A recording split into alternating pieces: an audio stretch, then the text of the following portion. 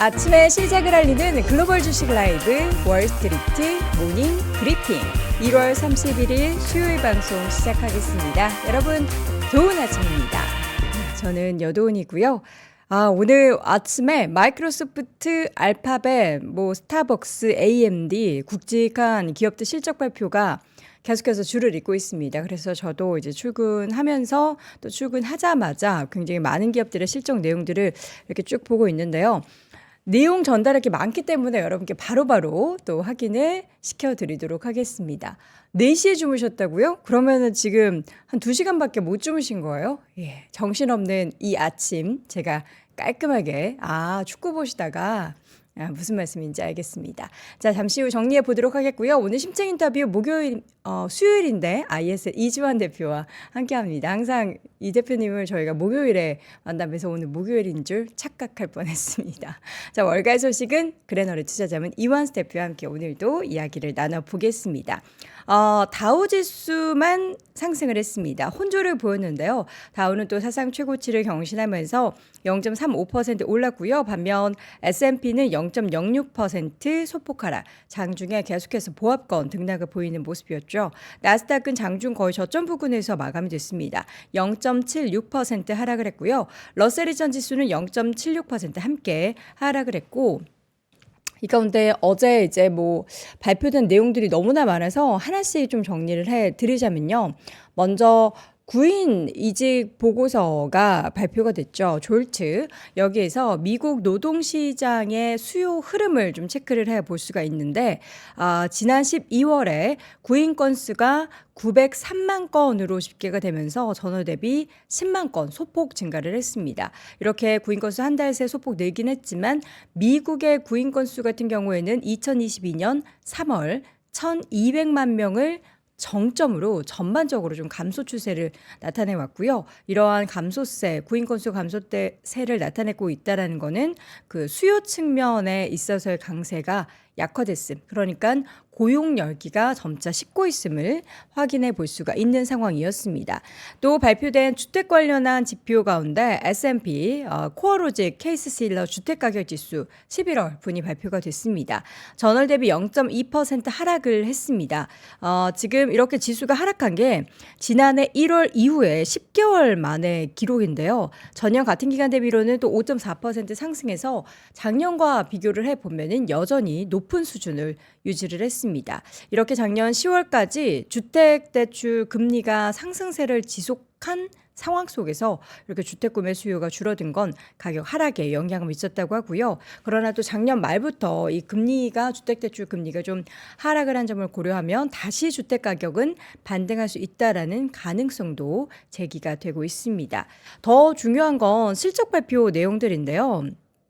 장 중에 그리고 장 전에 발표됐었던 실적 내용들 사이에서 주행 같은 경우에는 호실적 발표하면서 주가가 굉장히 많이 올랐죠. 마감 기준으로 제가 확인한 게 7.8% 상승을 했고요.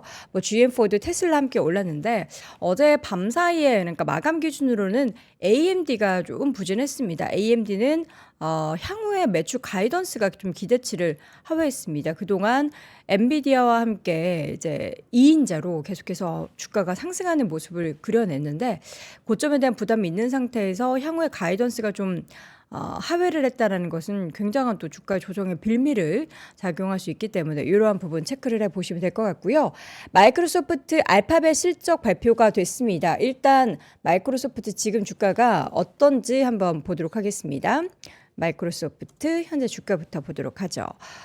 현재 주가는 0.88% 그러니까 마감은 0.28% 하락 마감을 했는데 0.76% 소폭 하락 흐름을 보이고 있습니다. 실적 내용은 좋습니다. 지금 예상치를 상회한 실적을 발표를 했고 역시나 애저 클라우드 부분에 있어서의 성장이 예상보다 강한 것이 실적 매출과 수익이 증가하는 데 영향을 미쳤고요. 그리고 내용을 보면은 자세하게 하나씩 보면 주당 순이익 EPS 같은 경우에는 예상이 2.78달러였는데 발표된 내용은 2.93달러로 집계가 되면서 비트 예상치를 상회했고요. 매출액 같은 경우에도 예상이 611억 2천만 달러에서 620억 2천만 달러 기록을 하면서 매출도 역시나 예상치를 상회를 했습니다. 그리고 그 클라우드 부분에 있어서 20% 증가한 매출액 258억 8천만 달러를 기록을 했고요. 예상치가 한 252억 달러 수준이었는데 이보다 더 상회하는 모습, 그리고 애저나 기타 클라우드 서비스 매출이 30% 증가를 했습니다. 그러니까 그러니까 애널리스트들이 집계했던 게 한 28% 가까이 운 수준이었는데 이를 상회하는 30% 매출 증가가 나타났다는 점도 긍정적이었습니다. 자, 이어서 오늘 알파벳도 실적을 발표가 됐죠. 구글의 주가 먼저 한번 애프터마켓에서 어떤지 한번 볼까요? 현재 크게 좀 하락을 하고 있어요. 3.95%, 4%까지 지금 하락을 하고 있는 상황인데 일단은 매출과 이익이 예상보다 양호했다라고 발표했지만 광고 쪽에 있어서의 매출이 예상보다 좀 하회를 했습니다. 지금 그래서 애프터마켓에서 주가는 4% 가까이 4% 넘게 하락을 하는데요.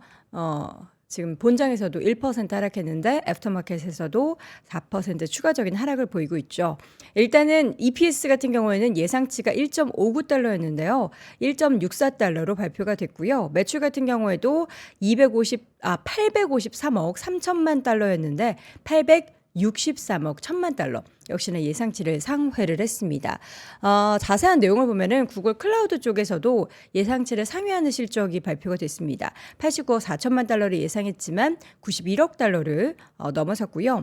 유튜브가 조금 기대에 못 미치는 성적을 거뒀죠. 광고 매출이 92억 달러를 넘어설 것으로 예상을 했는데 딱 1천만 달러 밑돈 92억 달러를 기록을 했습니다.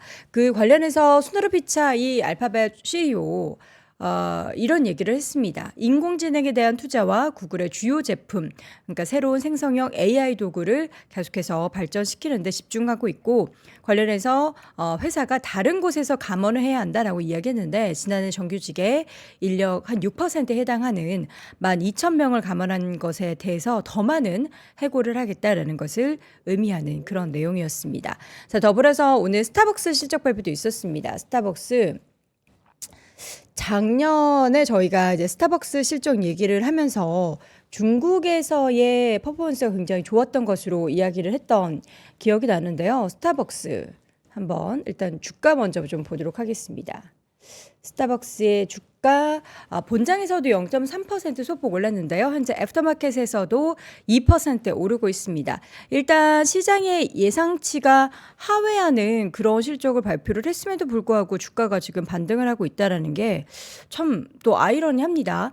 현재 그 실적 관련해서는 좀 역풍의 직면에 있다라고 이야기를 하고요. 전 세계 동일 매장 매출이 5% 증가해서 추정치가 7.2%였는데 이를 하회를 했고 근데 이제 중국에서의 동일 매장 매출이 10% 증가는 했습니다. 그러나 그 평균 티켓, 그러니까 평균 단가라고 해야 되나요? 그게 이제 9% 하락한 것으로 보는데 전체 매출이 10% 증가를 더 좀 긍정적으로 보고 있는 것 같은데요. 여전히 그 루이신 커피 등과의 그러니까 저가 커피 요 경쟁이 심화되고 있음을 함께 지적을 하는 모습이었습니다. 근데 지금 뭔가 좋은 이야기가 또 나오나요?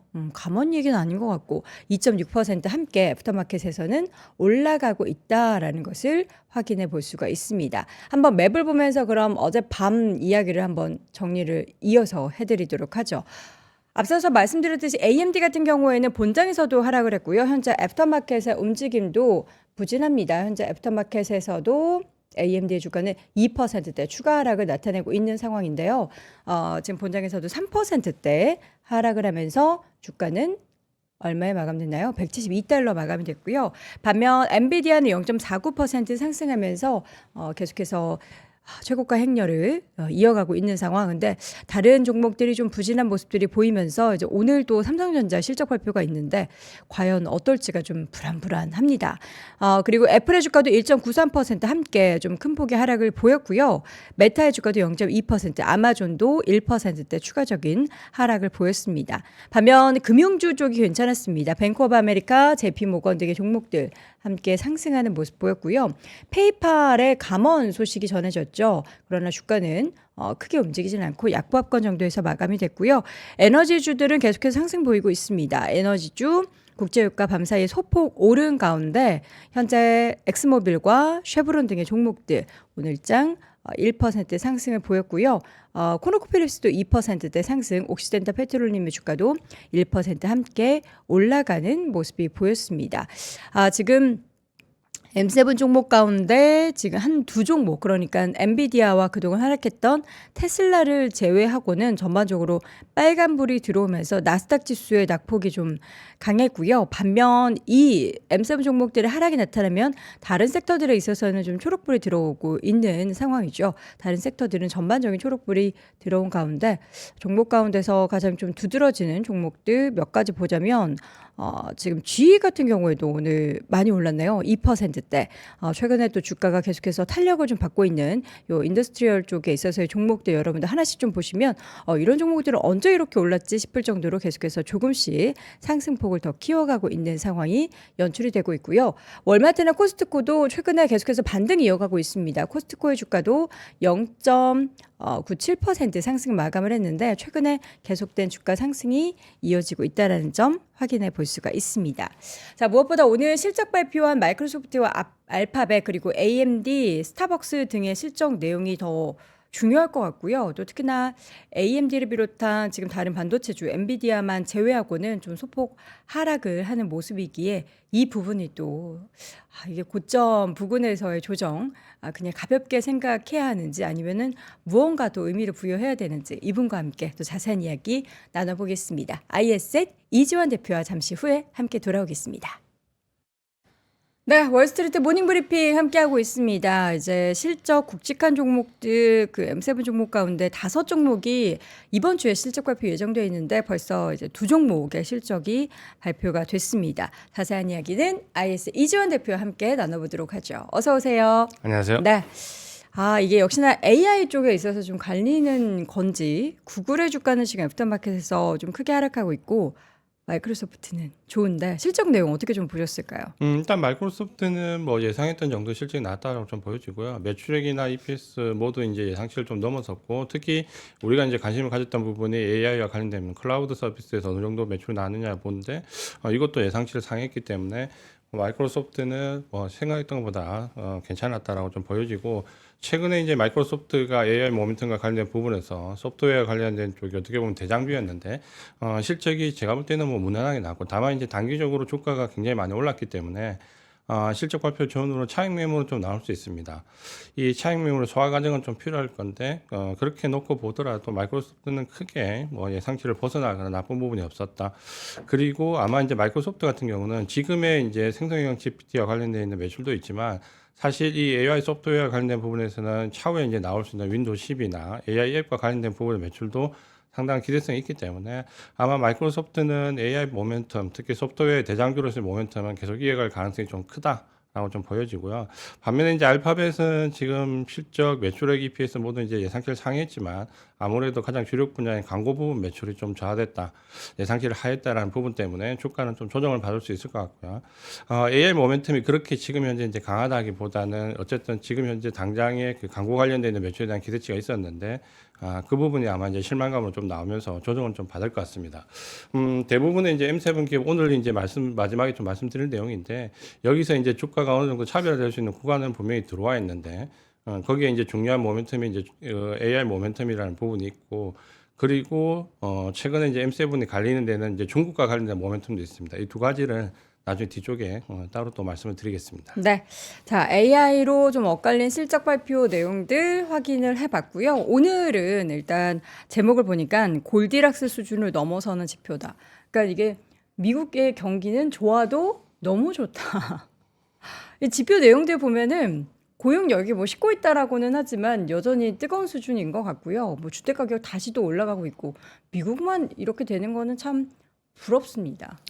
부럽죠. 네. 부럽고, 이 부분은 이제 결국은 뭐 저는 올해는 우리나라 증시에도 이게 반영이 좀 될 거라고 봅니다. 그러니까 이 모멘텀 자체가 우리와 동떨어져 있는, 예를 들어서 경기와 관련된 종목의 모멘텀이 확장될 때는 좀 디커플링이 나는데 지금처럼 뭐 AI 반도체라든지 IT와 관련되어 있는 모멘텀일 때는 우리가 디커플링 단계가 과거에 없습니다. 그러니까 지금은 뭔가 우리 증시가 좀 꼬여 있다 하더라도 이런 부분에서 동반은 좀 될 것 같은데 최근에 이제 상징적으로 보면 좀 두 가지가 저는 좀 눈에 이제 좀 띄었습니다. 하나가 근원 PC가 지난주에 이제 금요일에 발표가 됐는데 이게 이제 2%대에 진입을 했죠. 그러니까 네. 이게 하나의 상징적인 거고 또 하나는 이제 GDP 성장률이 예상치보다 높게 조정이 되면서 상회하면서 3.3%가 나왔는데 이 두 가지가 이제 조금 상징적인 부분이 있습니다. 그러니까 결국 우리가 이제 파월 의장이 계속 얘기했던 뭔가 변화를 가져가려면 물가지표 2%라는 목표를 향해서 계속 달려간다라고 했는데 드디어 이제 그게 2%대에 진입을 했다라는 게 하나의 상징적인 거고 또 하나는 GDP 성장률이 3.3%로 상향 조정됐는데 이 3.3%라는 수치는 우리가 팬데믹 이후에 미국의 GDP 성장률 평균치가 3.4%거든요. 그러면 거의 이제 평균치에 일치한다라고 보여지는데 지금 이 일치한다라고 보면 어느 정도 의미가 없어 보이지만 우리가 팬데믹 때 뭐 CPI나 PPI 그리고 PC가 뭐 예를 들면 CPI 같은 경우 10, PPI가 10 이상에서 지금 현재 그는 PC가 2%대까지 떨어지는데 GDP 성장률은 평균을 유지하고 있다라는 게 하나 이제 상징성이 좀 될 수 있는 거죠. 그러면 파월 의장이 강조했던 경기가 크게 나빠지지 않는 상태에서 인플레이션은 잡을 수 있는 그러니까 이게 정말 이제 수치로 좀 보여지는 상황에 지금 미국 증시는 좀 들어와 있다라고 좀 보여집니다.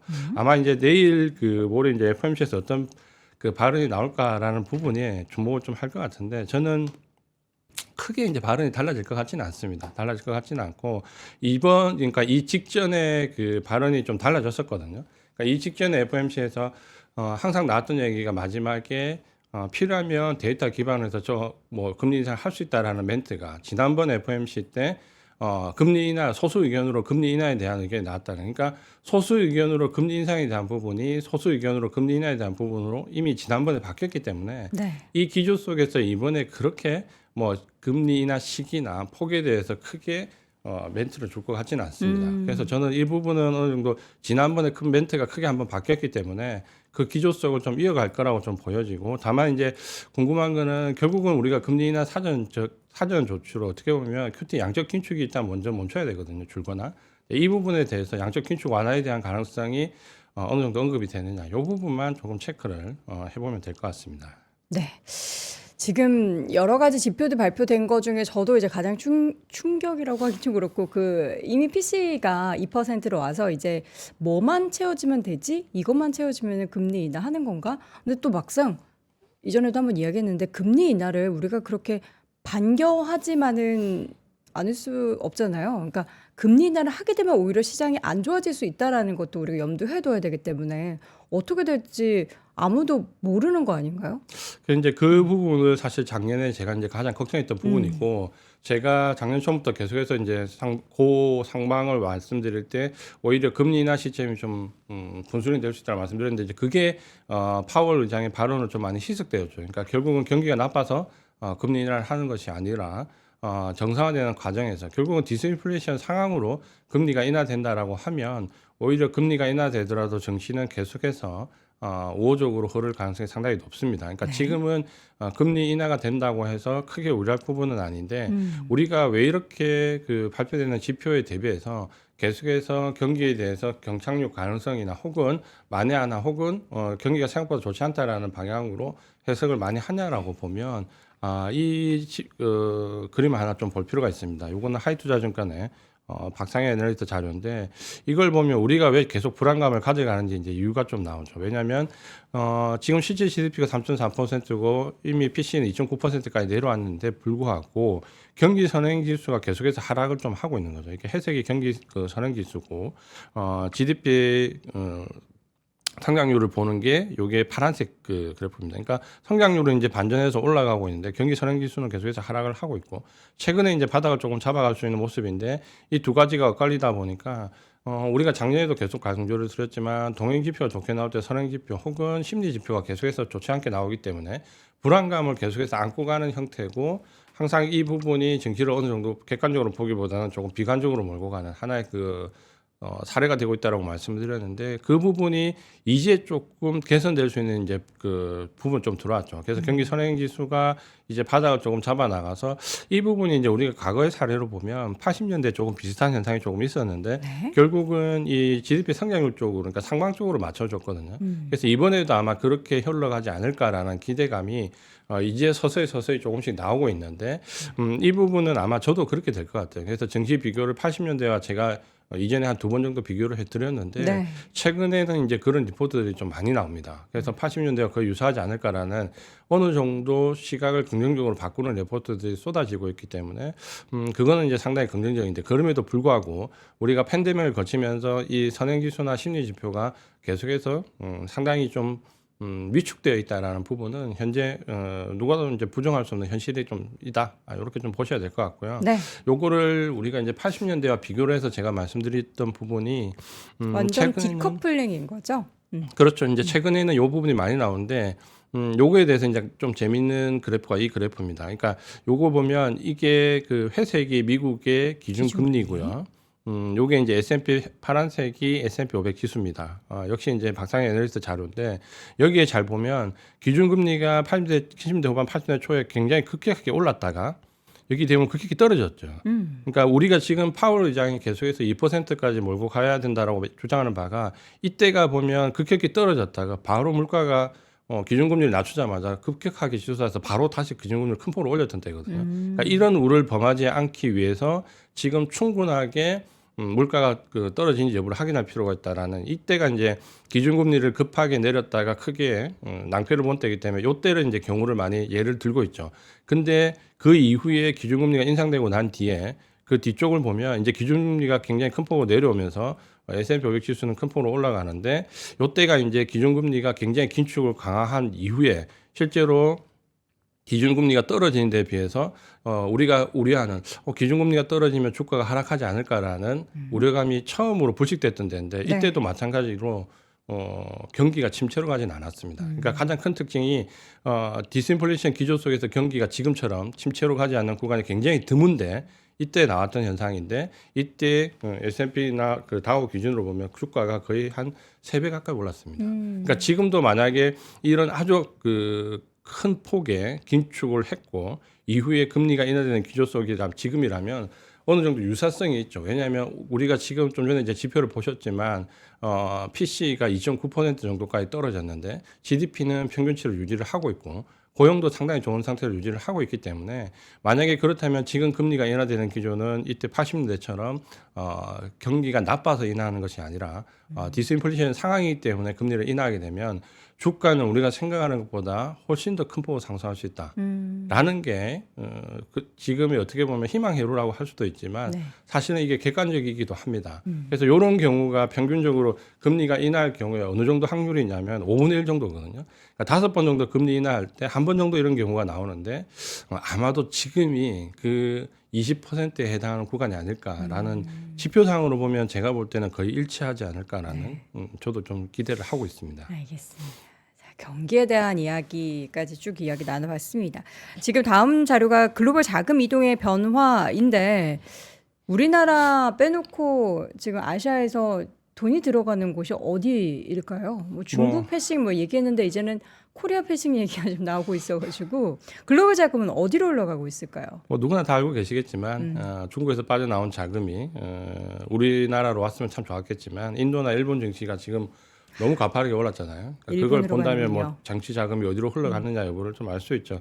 요 차트를 잠깐 하나 보면 요거는 현대차증권의 이재선 애널리스트 자료입니다. 요게 이제 최근에 글로벌 아시아 쪽의 자금 이동인데 아시아 쪽에서 그 중국을 제외하고 파란색은 중국을 제외하고 아시아 쪽의 자금 이동이고요. 그러니까 여기는 뭐 인도나 일본이나 다 포함될 수 있겠죠. 그 부분이고 하나는 이제 중국의 주요 산업에 대한 회색 그 자금 이동입니다. 이때 보면 우리가 그 트럼프 대통령 때 미중 무역 갈등이 나왔을 때를 정점으로 해서 상당한 이제 차가 갭이 조금씩 벌어지기 시작했던 부분이 하락으로 꺾이기 시작했고 코로나를 거치고 특히 러시아 우크라이나 전쟁을 거치면서 특히 이 러시아 우크라이나 전쟁을 거치면서 중국 쪽 자금은 급격히 중국에서 발을 빼고 있는 모습이 좀 보이고요.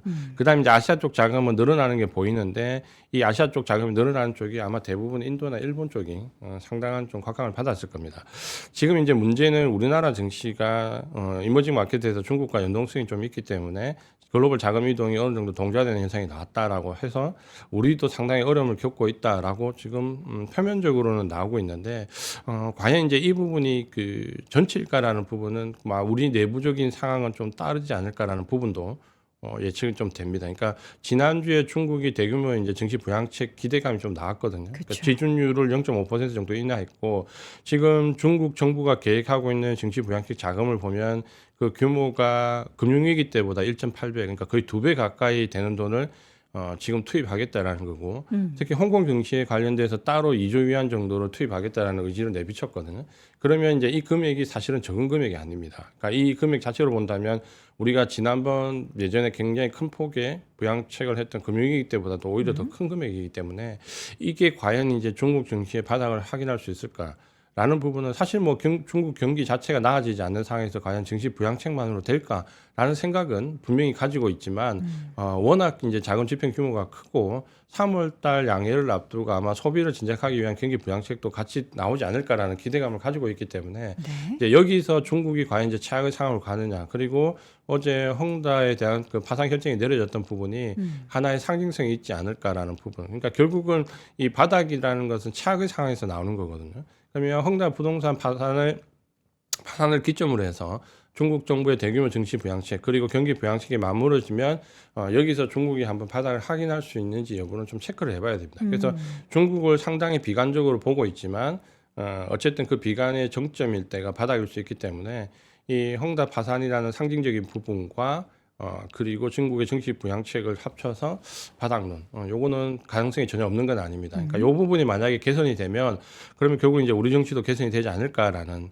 기대를 하고 있는데 사실 그 증시 부양책이 나와서 지난주에 홍콩 증시가 한 3일 8% 오르고 중국 증시가 뭐 한 이틀 동안 6% 이상 급등을 할 때도 사실 우리 증시는 하락했거든요.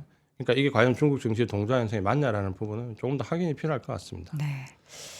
자, 마지막으로 이제 AI 관련한 이야기를 안 할 수가 없는데 오늘 실적 발표한 구글의 순다라 피차이 같은 경우에도 AI 관련해서 우리가 더 적극적인 움직임 행보를 보이겠다. 그래서 그 외에 다른 부서에 있어서의 인원 감축 얘기를 또 추가적으로 해가지고 다들 정말 AI에 진심이고 AI에 집중하지 않으면은 시장에서는 외면하고 도태될 수밖에 없다라는 것을 우리가 좀 확인을 했습니다. 관련한 투자가 엄청나게 늘어났다라고 하는데 얼마나 늘어나고 있습니까? 우리가 작년에 이제 2023년도에 그 경기 상황이 상당히 안 좋을 때 캐펙스 투자가 가장 많이 늘어났던 섹터가 AI 관련돼 있는 섹터와 그리고 EV 그리고 제약 바이오 쪽이었거든요. 헬스케어 쪽이었는데 이 AI와 관련돼 있는 부분이 이번에 이제 실적 발표를 걸치면서 일단 첫 번째 테스트 구간을 지나게 될 거고 아마 그 상징적인 부분이 오늘 이제 마이크로소프트가 AI 소프트웨어 관련된 쪽에서의 대장주로서의 실적 그리고 아마 다음 달 21일 엔비디아 실적 발표가 나오면 또다시 이제 테스트를 한번 받을 건데 일단 제가 볼 때 마이크로소프트 실적은 나쁘지 않은데 우리가 이 AI 모멘텀을 단기적인 어떤 그 모멘텀으로 치부하기에는 이미 이제 섹터나 레벨업이나 모든 기업들이 뭐 심지어 좀 전에 말씀하신 것처럼 다른 곳에서 구조조정해서라도 그 돈으로 AI 투입하겠다라는 그러니까 의지가 이제 명확해지는 거죠. 그래서 그 부분을 잠깐 보면 캐펙스 투자가 정말 가속도가 붙고 있습니다. 그러니까 작년 2023년도 우리가 처음 5월 달에 AI라는 모멘텀이 발생했을 때 그 시기를 그 저점으로 해서 나스닥 전체의 캐펙스 투자와 AI 관련주에 대한 캐펙스 투자를 보면 이때 우리가 작년 봄이 불었던 5월 달부터 해서 AI 관련되어 있는 캐펙 투자는 정말 우상향이 가파르게 형성되고 있고요. 나스닥 기업들의 캐펙 투자가 오히려 이제 감소하는 구간에서 오히려 작년 11월 달 이후에 AI 캐펙스 투자는 이제 오히려 더 늘어납니다. 급속도로 늘어나기 때문에 지금 기업들이 생각보다 실적을 이끌어내는 속도가 조금 빨랐죠. 이제 이게 오픈 AI의 매출액 증가가 예상보다 빨랐다는 점에서 우리가 이제 캐치를 했는데 이번에 마이크로소프트도 약간 부담되는 실적이 아닐까 했는데 그 실적을 가뿐하게 지금 뛰어넘었고 우리가 기대했던 클라우드 서비스에서의 실적도 나쁘지 않기 때문에 이 AI와 관련되어 있는 캐펙 투자는 제가 볼 때 기하급수적으로 늘어날 가능성이 상당히 높고 그렇다면 향후 기대하는 실적도 생각을 뛰어넘을 가능성이 높습니다. 그러니까 주가가 지금 단기적으로 상당한 밸류가 있기 때문에 실적 발표 전으로 차익 매물이 일부 나올 수는 있겠지만 이 차익 매물을 또 받아가는 새로운 투자를 이끌어내는 펀드 물량은 제가 볼때 계속해서 좀 유입이 될 걸로 보입니다. 그렇다면 이 AI 모멘텀이라는 것은 단순하게 지금 현재 시장을 주도하고 있는 단기 모멘텀으로 치부하기보다는 뭔가 이제 레벨업 구조적인 변화를 기대하는 쪽으로 바뀌는데 네. 최근에 이제 M7 종목들이 좀 분할을 하고 있다. 그러니까 제가 이제 강조드렸던 부분이 이 금리 동결 시기에는 우리가 주도 섹터가 거의 바뀌지 않는다. 과거에도 주도 섹터나 주도주가 바뀌지 않는데 문제는 중간에 주도주에서 탈락하는 기업들은 나올 수 있다라는 부분을 강조를 드렸습니다. 그래서 이제 지금이 아마도 그러한 분할을 할 수 있는 이제 시점이 좀 들어와 있다라고 좀 보여지고 결국은 이제 금리가 동결되는 시점부터는 어떤 매크로적인 지표보다는 결국은 기업의 실적에 특히 구조적으로 성장성을 이루는 쪽에 집중을 하게 되는데 지금이 이제 거기에 이제 갈리는 분수령에 들어와 있습니다. 그러니까 지금 당장 어떤 결론이 났다라고 보기는 어렵지만 크게 보면 우리가 M7 기업들 중에서도 엔비디아나 MS, 메타나 구글은 AI 모멘텀이 어느 정도 확장되는 쪽으로 포지션을 잡고 있고 네. 물론 그 아마존도 그러하기는 하지만 반면에 이제 중국 소비에 대한 노출이 큰 기업들은 뭐 애플이나 테슬라나 그리고 소비와 관련된 아마존 같은 경우는 여기서 조금 결을 조금 달리하는 움직임을 좀 보이고 있습니다. 물론 이제 애플도 AI 모멘텀이 지금 온 디바이스 AI 쪽으로 붙어서 극적으로 주가가 반등하기도 했고 아마존도 AI 모멘텀이 있지만 최근에 이제 약세 흐름을 보이고 있는 종목들의 가장 큰 부분이 중국 관련된 소비에 대한 부진 그리고 여기에 대한 매출 그러니까 애플도 역시 마찬가지고 중국에서의 고전 테슬라도 역시 마찬가지인데 중국에서의 고전 그러니까 이 부분이 주가의 발목을 잡는 경우가 이제 점점 늘어나고 있는데 결국은 이제 이 구도는 아마 올해 대선을 거치면서 예를 들어서 트럼프가 재집권하게 되면 더 가속화될 걸로 좀 보입니다. 그래서 지금부터는 이 M7도 그냥 단순하게 7종목으로 묶기보다는 이제 AI 모멘텀을 가지고 확장성을 가져가는 쪽과 어느 정도 실적이 소비와 맞물려서 위축되는 쪽으로 조금 나뉠 가능성이 있기 때문에 이 부분에 대한 이제 구분은 우리가 개별적으로 해야 될 시기가 왔고 그래서 작년처럼 그냥 나스닥 빅테크 이렇게 구분하기보다는 AI 모멘텀을 정확하게 받아서 실적이 구조적으로 성장하는 쪽과 그렇지 않는 쪽을 구분하는 쪽으로 지금은 아마 올해부터 나아가지 않을까 이렇게 예상이 좀 되고 있습니다. 이 말씀해 주시니까 궁금한 게 일단 여러 가지 생기는데요. 오늘 아침에 뭐 기사 중에 하나에 트럼프 대통령 후보라고 해야 돼. 전 대통령이 본인 때문에 최근에 시장이 올랐다 뭐 이런 발언을 했더라고요. 그것도 참 재밌었고 이렇게 AI 모멘텀이 있고 관련한 투자가 늘어나는데 엔비디아에 대한 기대감 그리고 AMD에 대한 기대감이 함께 더불어서 있을 텐데 왜 이번에 AMD는 실적 가이던스를 예상치보다 좀 하회를 했을까요? 분명히 청사진을 엄청나게 좋게 발표할 수 있을 텐데. 장기적으로 보면 결국은 좋을 거라고 좀 보여지는데 지금 현재 이제 AI 모멘텀이라는 게 실적 기반으로 돌아서면 지금 현재 그 AMD가 구상하고 있는 부분이 지금 당장 매출에서 엔비디아의 어떤 모자란 부분을 채울 수 있는 정도까지는 되겠지만 엔비디아나 혹은 지금 현재 나와 있는 실적 우리가 뭐 기대하는 부분에서의 현실적으로 발주나 수주나 양산이나 거기에 맞는 수율, 그러니까 이런 작업들이 사실 구체적으로 화된 게 아니죠. 그러니까 특히 우리가 생각이 될 부분, 이 반도체와 관련된 부분에서는 어떤 의지의 표명과 함께 예를 들면 삼성전자, 하이닉스 마찬가지죠. 하이닉스가 HBM 반도체에 관련된 부분에서 지금 5세대까지는 거의 독점적으로 유지가 되는데 삼성전자가 이번에 발표했던 내용을 보면 거의 6세대 정도 가야지만 하이닉스가 좀 견줄 수 있거든요. 그러니까 왜 기술력이 높은 삼성전자가 당장 경쟁이 안 되냐? 그거는 양산 시스템이라든지 혹은 수요를 맞추는 작업이 선행되어야 되고 그러면 그게 당장 1분기, 2분기 아니라 예를 들면 삼성전자 같은 것도 올 하반기는 가야지 되거든요.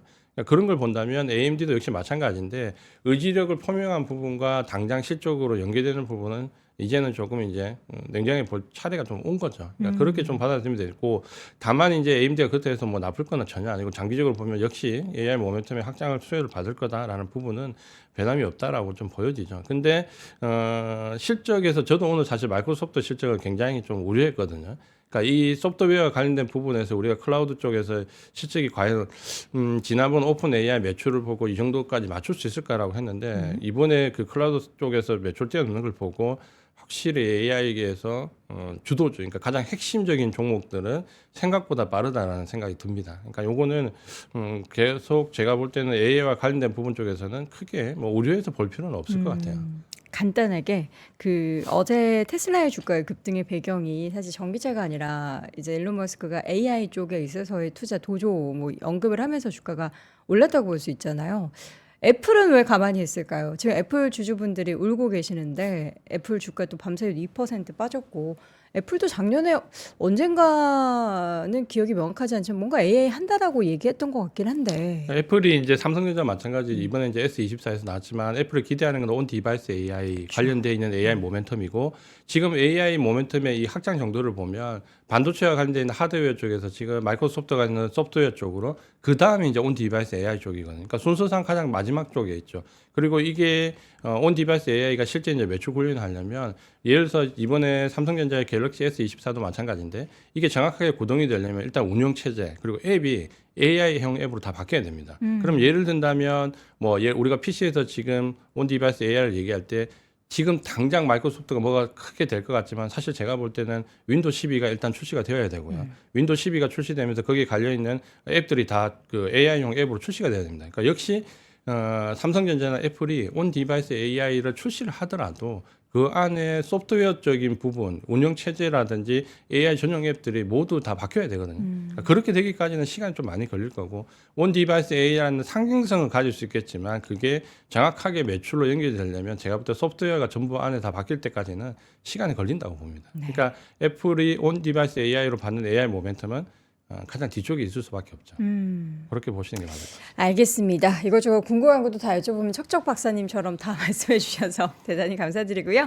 오늘 심층 인터뷰 ISN 이지환 대표와 함께했습니다. 대표님 고맙습니다. 고맙습니다.